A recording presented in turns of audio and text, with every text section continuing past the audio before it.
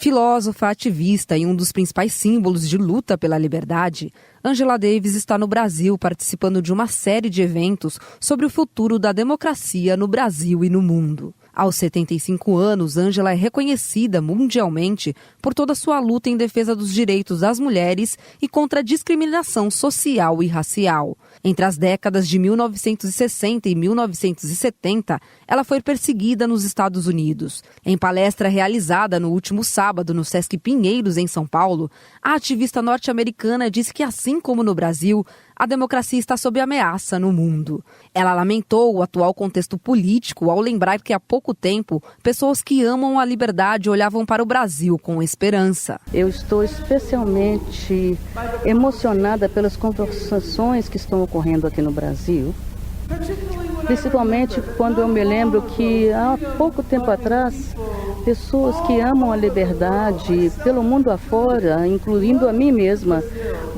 olhavam para o Brasil como um farol de esperança. O Brasil não era somente aquele que nos mostraria o caminho para a justiça econômica, mas também tendo finalmente reconhecido a representação falaciosa da democracia racial. O Brasil demonstraria, portanto, para o mundo como genuinamente iniciar um processo que movimentaria-nos na direção de uma igualdade substancial, racial e de gênero. O Brasil era a nossa esperança porque esse caminho em direção ao futuro surgia porque afro-brasileiros e afro-brasileiras, e principalmente mulheres afro-brasileiras, estavam emergendo, se erguendo, redefinindo democracia e trazendo demandas democráticas radicais em prol da justiça social, política e econômica. Como parte da interrupção do processo de democracia no Brasil, a filósofa citou o assassinato da vereadora Marielle Franco, o golpe contra Dilma Rousseff, as eleições de 2018 e a prisão política do ex-presidente Lula. Marielle Franco sabia que a liberdade era uma luta constante e o seu legado continua a ser defendido por aqueles e aquelas que continuam levando adiante a luta contra o racismo, a violência, a homofobia, a destruição do meio ambiente. A ativista Jacine Ferreira da Silva, Preta Ferreira,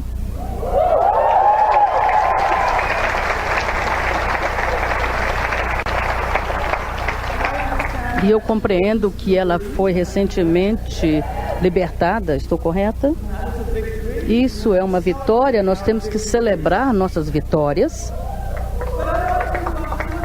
Mas eu quero citá-la, que disse que esse processo me ensinou enquanto pessoa, como mulher negra, como ativista e como uma pessoa das classes menos favorecidas, é que eu não posso parar. Ensinou-me que eu devo prosseguir. Ela disse que não é somente um movimento Libertem Preta, é Libertem as Pretas.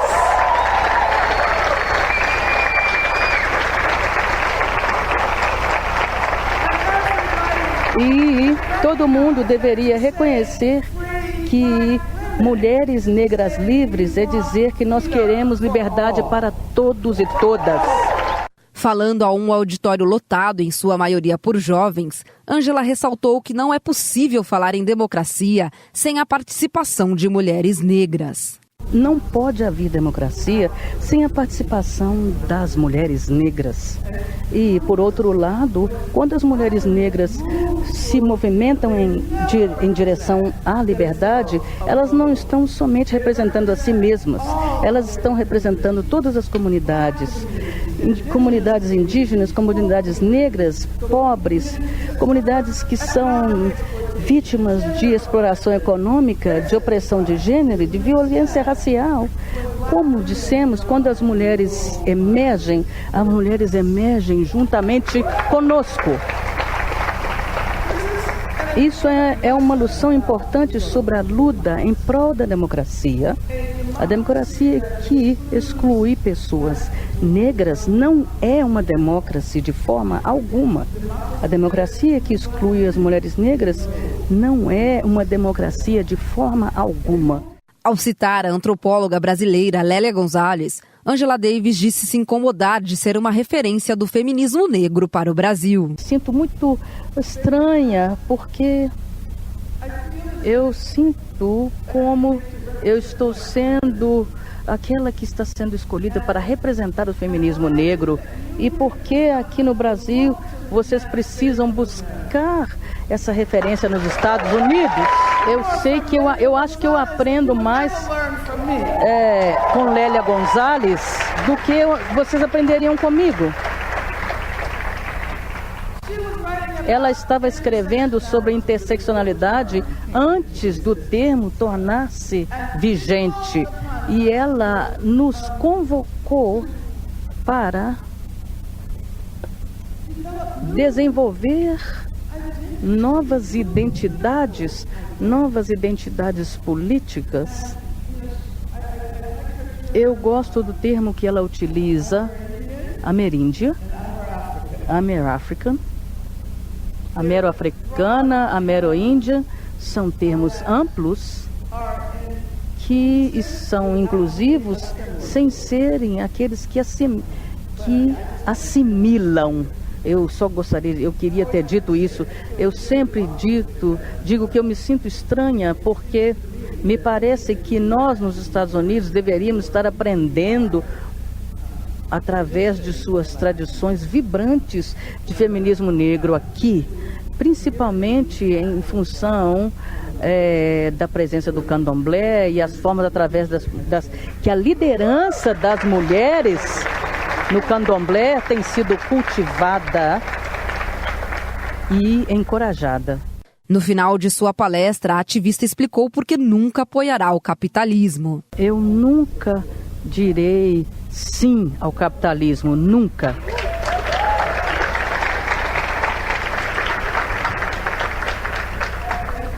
E eu acho que é ainda mais importante do que nunca, desenvolver uma consciência anticapitalista e movimentos anticapitalistas, porque o capitalismo pensa que triunfou e pensa que, não estou tentando aqui atribuir qualidades humanas ao capitalismo, porque o capitalismo não pensa,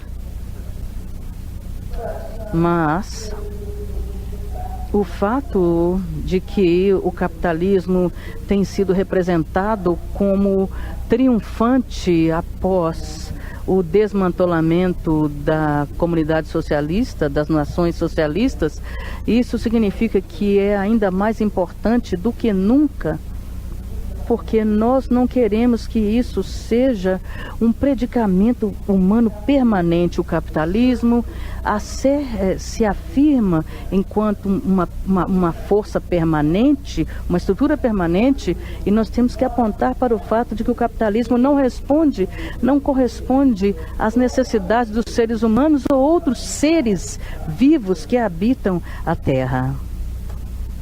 O capitalismo está posicionado a nos levar à morte dos trabalhadores, à morte dos animais, à morte do planeta. E não se importa desde que essa trajetória seja uma trajetória lucrativa. Então nós temos realmente que achar uma forma melhor, buscar uma forma melhor, achar algo melhor que permita àqueles que vêm após a nós que possam nos agradecer pelo trabalho que desenvolvemos em prol de um melhor futuro para essas pessoas. A palestra de Angela Davis encerrou o seminário Democracia em Colapso, promovido pela editora Boitempo, realizado na última semana no Sesc Pinheiros, na Zona Sul de São Paulo. Naama Nunes, Rádio Brasil Atual.